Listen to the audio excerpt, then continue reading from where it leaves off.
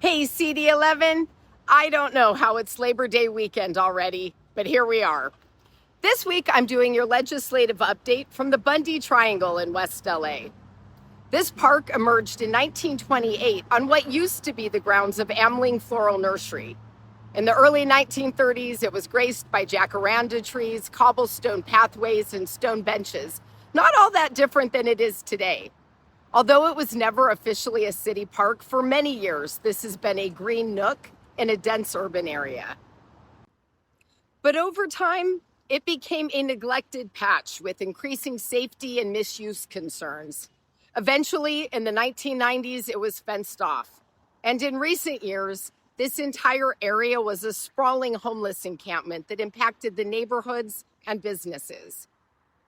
For years, neighbors have wanted to restore and reactivate the space. You all have waited long enough, and CD11 is working hard to deliver big improvements. Since taking office, my team and I have worked really hard to get the homeless people living here into interim housing, and the area is now a safe space pursuant to Section 4118, our city's Safe Schools and Parks Ordinance. We organized with the West LA Sawtell Neighborhood Council and the community, and we invited students from Cal Poly Pomona to help create planning and urban landscape concepts to revitalize the area. We started pulling weeds, power washing, painting, and starting September 5th, for the first time ever, we're hosting a Friday night farmers market right here on Ohio Avenue.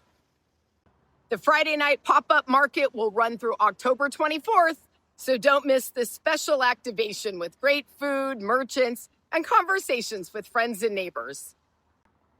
In City Council this week, I introduced a resolution in support of Senator Ben Allen's SB 749. Mobile home parks are one of the largest sources of unsubsidized affordable housing in California, and thousands of Angelenos rely on them. When those parks are destroyed or threatened with closure, families often have nowhere else to go. We saw this in the Palisades, where the January fire destroyed the Tahitian Terrace and Palisades Bowl, displacing more than 300 households. SB 749 would help protect mobile home residents citywide, requiring more notice before a park can close or convert market rate units after a disaster, giving qualified residents the chance to purchase and preserve them, and ensuring tenants don't have to pay rent when they're displaced because of a disaster. My ordinance cracking down on landlords passed through the Public Works Committee and is finally moving to the full City Council. These landlords are bad actors who illegally rent out broke-down junk RVs to homeless people. RV encampments remain some of the hardest, most resistant forms of homelessness on the West Side. Beyond the blight, they create real safety hazards, leaking sewage, blocking drivers' views, taking up valuable curb space, catching fire, and fueling crime. By cracking down on the pipeline of predatory rentals, this ordinance will reduce entrenched encampments and connect people to safer, legal housing. The committee also approved my plan for Public Works to take over maintenance of the mechanical bollards at Venice Beach. These bollards keep cars off the boardwalk while ensuring emergency vehicles can get through when every second counts. It's a major safety investment at one of the busiest destinations in LA.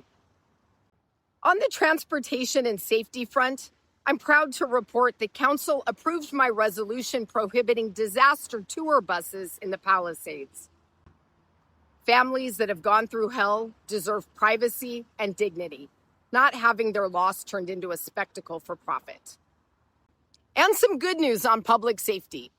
LAPD detectives took down a burglary crew tied to nearly 100 break-ins across LA, mostly on the West Side.